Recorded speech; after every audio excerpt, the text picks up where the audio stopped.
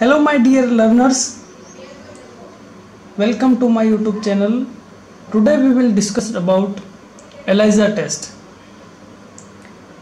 Biological methods और biological techniques के अंदर ELISA टेस्ट भी पढ़ते हैं, तो आज हम ELISA टेस्ट के बारे में पढ़ेंगे। First of all ELISA test. ELISA की फुल फॉर्म होती है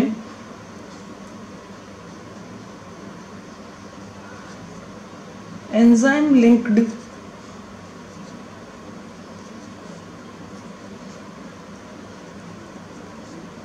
इम्यूनोसॉर्बेंट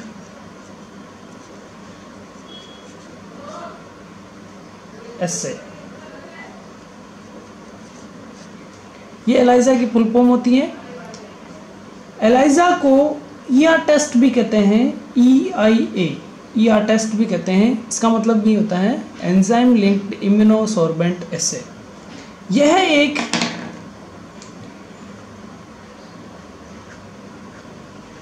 एंटीजन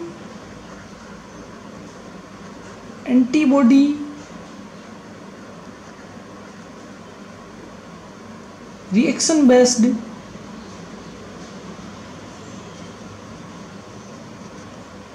टेस्ट है। इस टेस्ट की डिस्कवरी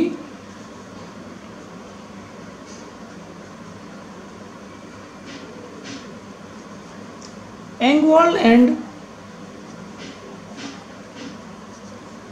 पर्लमैन ने 1971 में डिस्कवर किया था इस टेक्निक को, जो एक एंटीजन एंटीबॉडी रिएक्शन पर डिपेंडेंट है। इस टेक्निक के अंदर या इस टेस्ट के अंदर क्या होता है, सबसे पहले मेथड्स क्या हैं।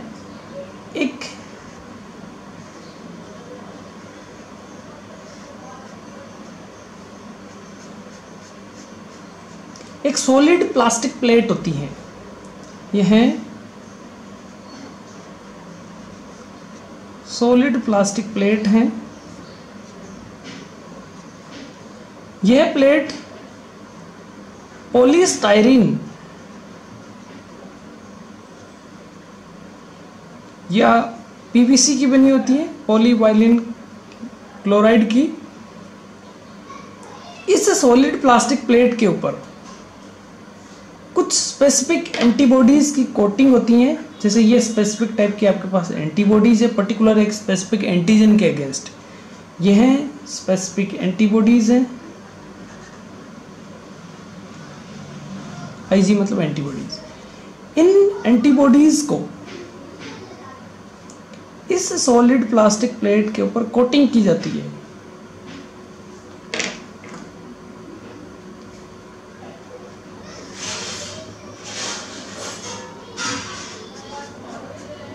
कोटिंग की वजह से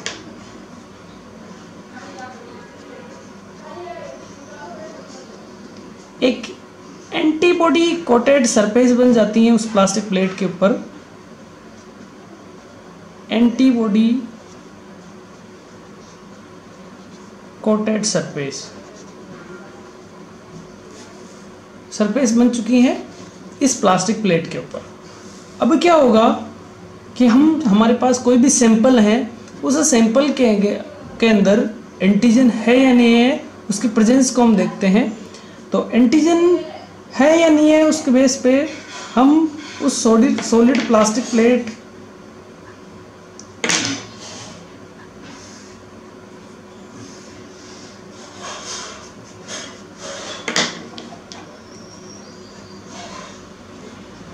के ऊपर हम सैंपल को डालते हैं। हमारे पास माना ये सैंपल है, ये सैंपल कोई सा, चाहे ब्लड हो सकता है, चाहे यूरिन हो सकता है। इस सैंपल के अंदर माना यह एंटीजन्स हैं। इस सैंपल को इस एंटीबॉडी कोटेड सरफेस वाली पर डालते हैं, तो यह इसके अंदर जो एंटीजन्स थे वह एंटीजन्स उन स्पेसिफिक एंटीबॉडी से जुड़ जाएंगे। तो एंटीजन एंटीबॉडी कॉम्प्लेक्स बन जाता है यहाँ पर।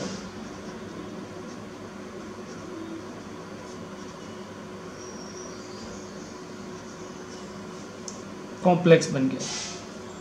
यह कॉम्प्लेक्स बनने के बाद में हम क्या करते हैं, कुछ स्पेसिफिक टाइप की और दूसरी एंटीबॉडीज और लेते हैं।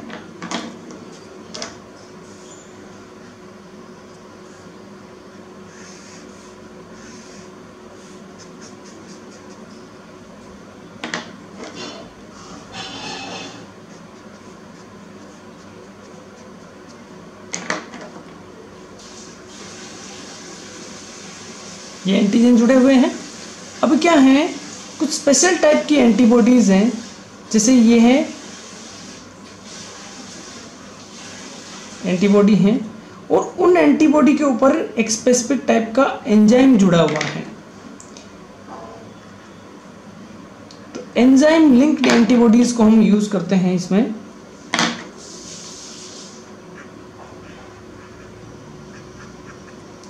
इनको कहते हैं एंजाइम लिंक्ड एंटीबॉडी। इन एंटीबॉडीज को हम इस एंटीजन एंटीबॉडी कॉम्प्लेक्स के ऊपर डालते हैं, तो यह एंटीबॉडीज उस स्पेसिफिक एंटीजन से जाके जुड़ेगी और उससे ज़्यादा जाके कॉम्प्लेक्स बना लेगी।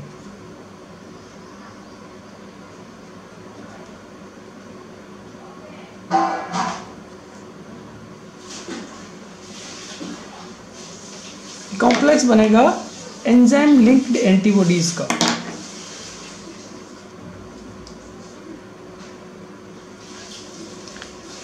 मतलब ये हुआ कि जो सेकंड टाइम जो अपन ने एंटीबॉडीज यूज की, इन एंटीबॉडीज के पास में एक स्पेसिफिक टाइप का एंटीजन है, सॉरी एंजाइम है इनके पास में। तो यह एंजाइम जो इन एंटीबॉडीज के पास में है, यह एंजाइम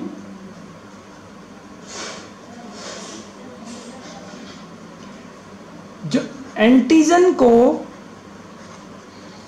जो सैंपल में एंटीजन था, उस एंटीजन को यह एंजाइम प्रोडक्ट में कन्वर्ट कर देता है, और प्रोडक्ट जो बनेगा वह कलर्ड होगा।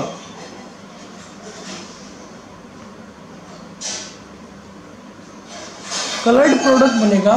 तो कलर रिएक्शन जहां पर शो होगी, तो इस बेस पे हम डिटरमाइन कर सकते हैं कि सैंपल के अंदर एंटीजन है या नहीं है।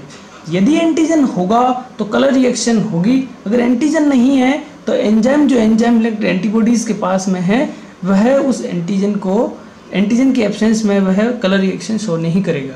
तो इससे हम आइडेंटिफाई कर सकते हैं कि सैंपल के अंदर एंटीबॉडीज, एंटीजन्स है या नहीं है। तो यह जो टेस्ट है, इसको एलाइजा टेस्ट है। एलाइजा टेस्ट की सिग्निफिकेंस कहाँ कहाँ होती हैं मैं बता रहा हूँ। जैसे हमने सैंपल के रूप में सबसे पहले ब्लड ले लिया, ब्लड लिया सैंपल में, तो ब्लड के अंदर माना हमें पता है कि HIV वायरस है, एंटीजन की फॉर्म में ब्लड सैंपल है और उसके अंदर HIV एंटीजन है। तो HIV वायरस है, उसका एंटीजन है, तो एंटीबॉडी एंटी जो एंजाइम लिंक्ड एंटीबॉडीज हैं वह उसको प्रोडक्ट में कन्वर्ट करेगी और कलर रिएक्शन शो होगी। कलर रिएक्शन शो होने की वजह से हम आइडेंटिफाई कर सकते हैं किसको, एड्स जो डिजीज़ है इसको आइडेंटिफाई कर सकते हैं। तो एड्स का टेस्ट है एलाइजा टेस्ट, एड्स को हम आइडेंटिफाई कर सकते हैं इससे। सेकेंड, इसी तरह से ब्लड है, ब्लड सैंपल के रूप में यूज़ किया। यदि ब्लड के अंदर हेपेटाइटिस C वायरस हैं तो हेपेटाइटिस C का भी टेस्ट है ये एलाइजा। इस डिजीज़ को भी हम आइडेंटिफाई कर सकते हैं या डिटरमाइन कर सकते हैं। थर्ड, हमने यूरिन को सैंपल के रूप में यूज़ किया, तो यूरिन के अंदर माना ह्यूमन कोरियोनिक गोनेडोट्रोपिन हार्मोन यदि हैं तो इससे हम प्रेगनेंसी को डिटरमाइन कर सकते हैं। तो यह प्रेगनेंसी टेस्ट भी है।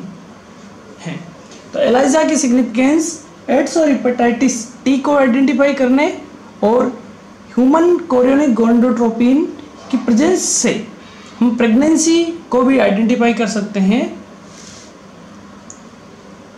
Thank you.